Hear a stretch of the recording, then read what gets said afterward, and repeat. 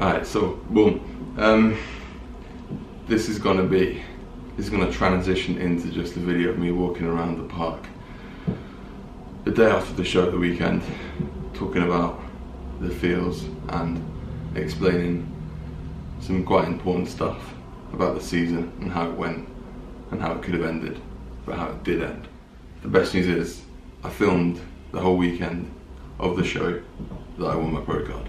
So you guys are gonna get to see the whole thing, which is perfect because not only will you see it, but my family and my girlfriend will see it because no one could travel out with me. But anyway, it's gonna be a mini clothes haul. Let's start with gym.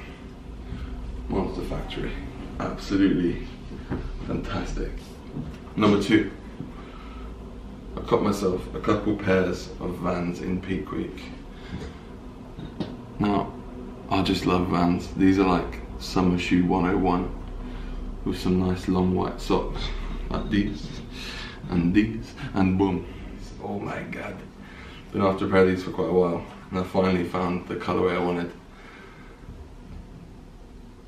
The Nike React Element 55.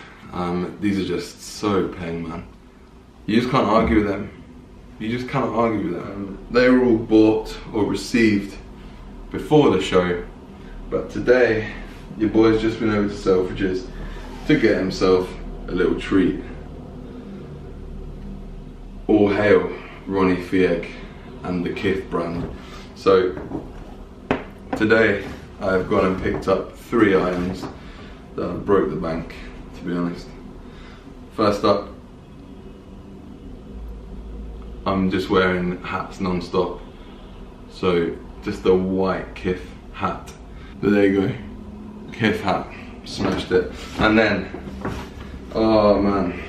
Okay, so both double XL. I'm gonna wrap this up pretty quick now. Grey t-shirt, nothing too fancy. But again, very, very naughty pickup. 65 beans, all the way from America. And then the final garment of clothing, long sleeve, off-white Kith t-shirt. There you go. That's in like an ecru colour. And that was, I think, 75 quid. The hat was 55. I'm gonna wrap this up now and send you into me talking very rawly about post-show feels. What's going on, guys? The day after the night before, or the day after the morning before. So 24 hours have passed since I woke up and probably had my first meals of show day on the day that I won IFBB Pro status. And one thing Lars said to me yesterday was, when you get a minute, just sit down and just document some thoughts. Just spend some time talking about your feelings and what you're feeling after yesterday's results. So I thought I'll do just that, because you know what? I'm going to be more Lars. I'm going to be more Lars nowadays because he's a very good guy. And hopefully you guys will get some insight into what I'm feeling right now. So it's obviously not sunk in. It's obviously not sunk in. I have joined the IFBB Pro League. It's been something that I've been fighting for not just the last 15 weeks, but for the last 5 years, actually. Obviously 5 years ago I didn't know that, you know, I was going to be an IFBB Pro, or that was even the goal really. But what I will say is, just funnily enough, 5 years ago yesterday was my first ever men's physique show. My first ever fitness physique show. And yeah, photos should be coming up now as I speak, so have a little look through them. We can talk more about that journey another time, but for now, yeah, 5 years in the making. Yesterday's win means more to me than you could actually ever imagine, and the reasons for that are, or at least the reasons I can think of right now, are that I was genuinely, if I hadn't have won yesterday, that might have been the last time I'd competed. I don't say that to add any drama to this journey, but if I hadn't won yesterday, that could well have been it for me. I vowed myself that I would win Pro League status this year. That was a goal of mine, that was a dream of mine, that was something I felt I had to achieve, because I am getting older. Don't get me wrong, I'm not old, I'm 25, I turned 26 in July, so still got a lot of life ahead of me, but the fact of the matter is, if you're not, I think, if you're not 100% in the fitness industry, so if you're not a PT or a full-time online coach or something like that, so do you have a normal job? Do you have a 9 to 5 job? Which I do, and which I want to pursue and go after. Again, another thing we'll talk about in another video.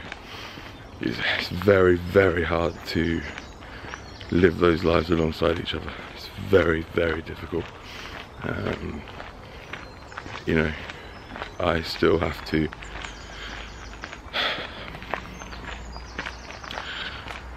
I don't know how to explain this. This means no disrespect to anyone who does do that full time, because actually I think it's a really smart move to be, particularly online coaching is a very smart move, because you're your own boss. You can completely control your schedule, and you can put everything in place to make things as optimal as possible for you all the time. I can't do that. I'm not the only IFBB pro that has a demanding job. Online coaching is demanding as well, but what I mean is it's demanding of other people. So it's that whole thing, isn't it? You can either work to make your dream happen, or you work to make someone else's dream happen. What's beautiful about John Lewis is that we're all partners, so we work for ourselves, kind of, in a weird way. You know, the boss still gets paid the most, so fair play. But yeah, so I'm at someone else's beck and call. I have to be somewhere at 8:30, 9 o'clock. I have to be there until 5:30, 6 o'clock. You know, so actually my dreams fit around my career, essentially.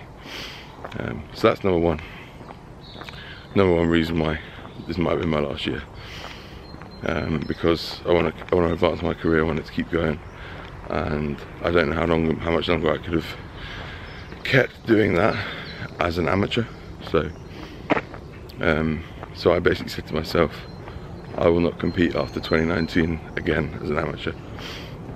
And as much as I love competing, and my family and friends would be like, are you sure? Like, does he mean it? I think I do mean it.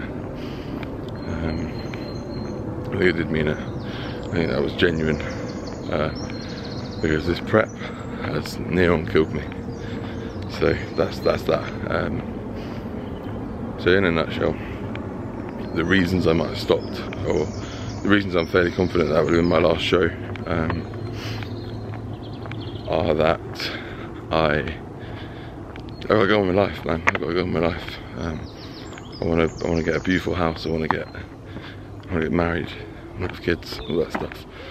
And as I said, I'm young, but time is ticking, and you can't just look at tomorrow and the next day. You have to look much further in advance of that. So that's that.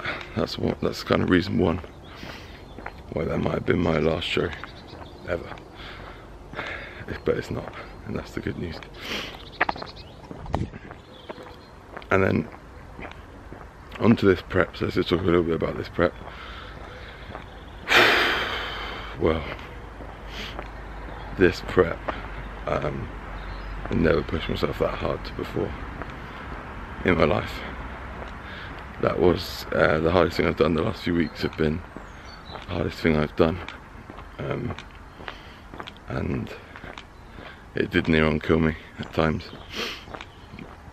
I was very, very unhappy at times, very unhappy.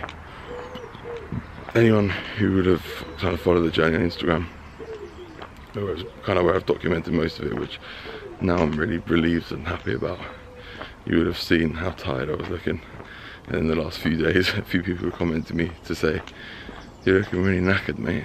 And the truth is, I was knackered. I've been knackered for the last 6 weeks or so. You know, that's when it's been really hard, and before that, of course, it was hard, because to me, life shuts down. Life shuts down when I'm on prep. So yeah, the social side of things is really important to me, and not only important to me, but actually important to my family and my amazing, amazing, amazing girlfriend Juliet, who I've still not seen yet since the win. So that's going to be emotional. But the truth is that Joe, the real Joe, he disappears on prep. He goes missing. He's vacant. He goes pretty cold. He goes tunnel vision. He doesn't really care that much, or I say that much. He doesn't care about many other things, or in fact, no, I'm going to say it. He gets to a point where he doesn't really care about anything other than himself and what he's got to do to achieve that goal. And that is where bodybuilding becomes very, very, very, very selfish. Because I have to do everything I can to achieve that goal. And I will do everything I can to achieve that goal, and I've had to do that. But that takes its toll. So that's been tough. You know, your relationship takes a hit. That's the truth. And my relationship with Juliet taking a hit at times, and my relationship with my family hasn't taken a hit, but because they support the journey, they're proud of the journey, and that's amazing for me. But doesn't stop me thinking about the impact it has on other people. So that's another reason, and there's another plane coming. So there you have it. They're kind of the two reasons that yesterday means a lot to me in one sense. That's just one sense of the word. But now some of the positive stuff, I guess. I can't believe it. I genuinely cannot believe it. I've dreamt about this day. I've dreamt about achieving what I've achieved yesterday. I've worked for it every fucking day for the last, as I said, I mean, 5 years really, but you know, I started fighting for it last year in Spain, Amateur Olympia. So the results to date are second Amateur Olympia Spain last year to Davide, who went on to the Olympia, the Olympia. So that day he beat me and everyone else to win the overall. Then he beat all the pros the next day and he won $3,500 and qualification to the Mr. Olympia. So, you know, a fair winner.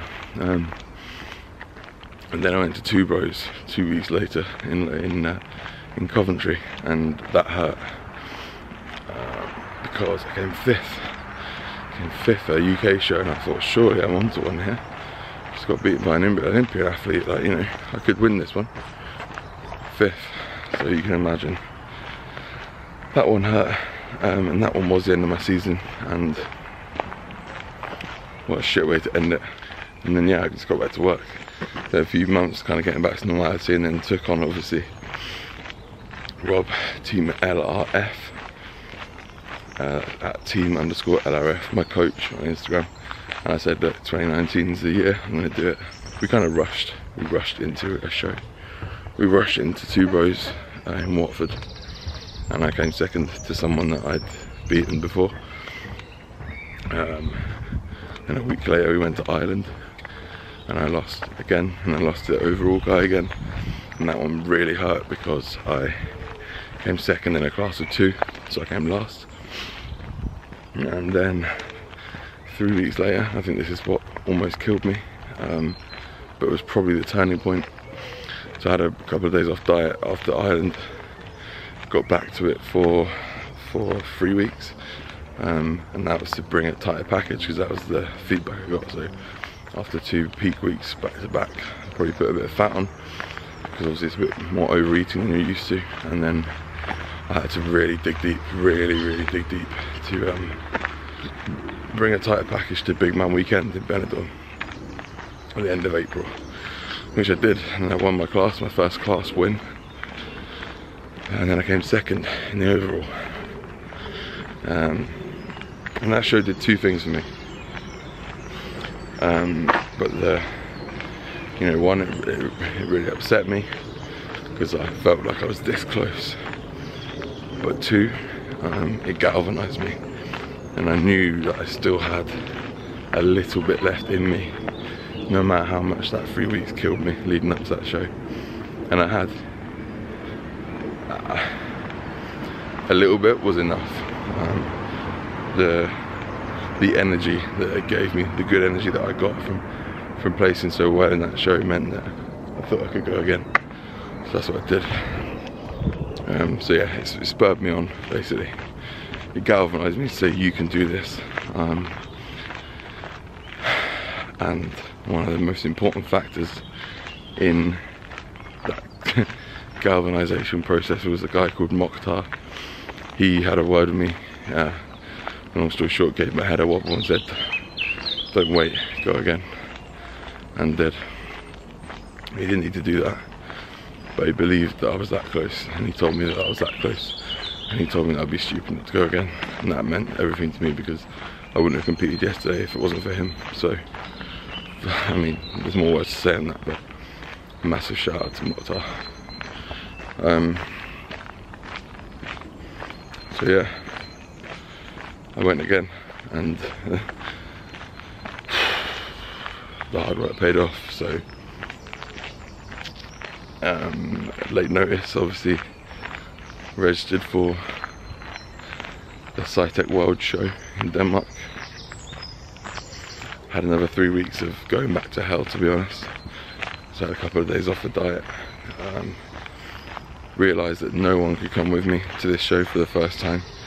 So obviously had most people there at 2 rows with me, apart from my dad and my stepmum. The one in Ireland, just my dad came. The one in Spain, they all came out, other than my mum. So my dad, my stepmum Tracy, my stepdad Neil, my sister and my girlfriend were all there. But my mum couldn't make that one. And obviously that was the best result to date. And then the grand finale, little did we know, no one could make it. So everyone had prior engagements. So sadly for them, they missed the one that I won. But that was a decision that I had to make because there was an opportunity to be had, and one that I could not afford to pass up on. This will be the last segment, and this is just going to be probably quite useless because I don't know how I'm feeling right now. I can't believe that I'm an IFBB Pro. I can't believe it. I can't believe that yesterday was the day that I did it. It's a fairy tale ending to a season. Like I said, I pushed myself to breaking point, and it paid off. But that's all I can think about right now. I can't think about the future. What's next? I can only really think about what I've achieved. So that is what I'm thinking about. I have no idea when I'll compete again. I say I have no idea. I'll be looking at probably the year after next, and if not that, then a very, very, very late show next year, but most likely the year after next. So 2021 IFBB Pro stage. But yeah, we'll see. I need more size, was the feedback I got. So I'm going to be like Raymond Edmonds style size if I want to be competitive with the guys. You know, when you're 6'1", sort of between 6 foot and 6'1", you have to be fucking big, man, because you just look small next to the shorter guys. So you have to be a genuine Megatron, like Raymond is, and that's what I'll be going for. I'll be going for Megatron status. So yeah, here comes another plane to ruin my video, but I've got 1 minute left, less than. So yeah, the feelings are pure elation and relief right now, as you can probably sense, kind of after what I've just explained. That was going to be, you know, potentially my last show ever. So I was this close from letting the biggest dream, the biggest realistic dream I've ever had, slip away from me. And to have achieved that in the style that I did yesterday, and also to have been able to share it with a lot of people on Instagram is amazing. And I thank everyone that's been involved, and that goes from the people that are very close to me to the people that barely know me but have dropped a like. So peace out, people. More to come from me.